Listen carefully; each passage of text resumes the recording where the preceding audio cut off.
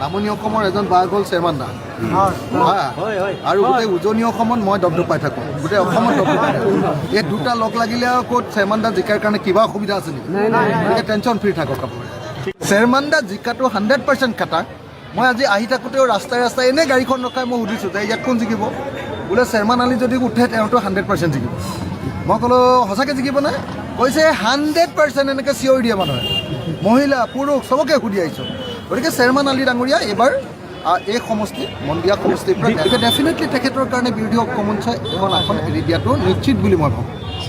আৰু যদি নিদিয়ে তেতিয়াহ'লে চাওঁ আমি কথা পাতিম। মোৰ মতে চেয়াৰমান দাৰ কাৰণে এটা চিট লোৱাটো, আৰু মই আপোনাক এইটোও কৈ থওঁ, চেয়াৰমান দাৰ কাৰণেতো এৰি দিবই, এৰি নিদিলেও চেয়াৰমান দাই যাৰ তাৰ লগত ইলেকশ্যন খেলিলেও আৰু মই যদি লগত থাকোঁ, আমি দুইটা যদি থাকোঁ, নামনি অসমৰ এজন বাঘ হ'ল চেয়াৰমান দা আৰু গোটেই উজনি অসমত মই দপদপাই থাকোঁ, গোটেই অসমত দপদপাই থাকোঁ।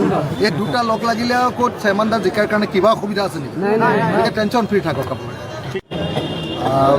হাজাৰ হাজাৰ মানুহে স্বপ্ৰণোদিতভাৱে স্বতঃস্ফূৰ্তভাৱে আজিৰ এই সভাত অংশগ্ৰহণ কৰিছে। মই ভাবোঁ যে এইটো ৰাইজৰ দল আৰু বিধায়ক চেয়াৰমান আলি ডাঙৰীয়াৰ প্ৰতি মানুহৰ মৰম। এক পইচাও কাকো তেল নিদিয়াকৈ, এখনো গাড়ী নিদিয়াকৈ, আপোনালোকে নিজে চাওক, ক'ৰবাত যদি ভাড়া গাড়ী আছে, এতিয়া মানুহে নিজৰ গাড়ীৰে নিজে আহি সভাত যোগদান কৰিছে আৰু এইটোৱে আমাক সঁচাকৈ আহ্লাদিত কৰিছে।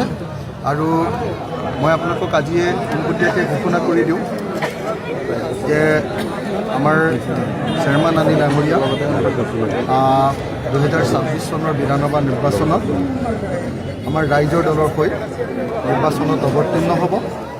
আমাৰ দলৰ মঞ্চত এই সম্পৰ্কে বিবেচনা কৰি ইতিমধ্যে সিদ্ধান্ত লোৱা হৈছে আৰু চেয়াৰমান আলি ডাঙৰীয়াক আমি আদৰণি জনাবলৈ সিদ্ধান্ত লৈছোঁ। গতিকে 2026 চনত বিধানসভা নিৰ্বাচনত চেয়াৰমান আলি ডাঙৰীয়া আমাৰ ৰাইজৰ দলৰ প্ৰাৰ্থীৰূপে আমাৰ নিৰ্বাচনত অৱতীৰ্ণ হ'ব। এক নম্বৰ, যি মানুহে গোটেই নামনি অসমৰ সংখ্যালঘু মানুহৰ কাৰণে মাত পাতে, এক সমগ্ৰ অসমৰ ৰাইজৰ দুখীয়া মানুহবিলাকৰ প্ৰশ্নটোক লৈ মাত মাতে, আৰু এজন সঁচা সঁচি জনা শুনা এজন বিধায়ক। গতিকে সেই বিধায়কজনক ডেফিনেটলি আমাৰ দললৈ আনিবলৈ পাই আমি সুখী। মই ভাবোঁ যে সমগ্ৰ অসমত যেনেকৈ মই কাম কৰি থাকোঁ, এতিয়া চেয়াৰমান আলি ডাঙৰীয়াই নামনি অসমত এতিয়া আমাৰ দলত যোগদান কৰাৰ পাছত গোটেই নামনি অসমখনৰে তেখেত লিডাৰ হ'ব পাৰিব।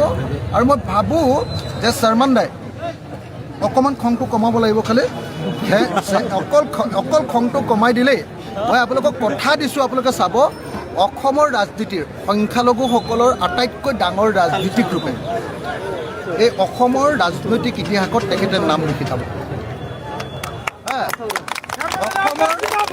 অসমৰ ৰাজনৈতিক ইতিহাসৰ আটাইতকৈ ডাঙৰ সংখ্যালঘুৰ ৰাজনীতিক ৰূপে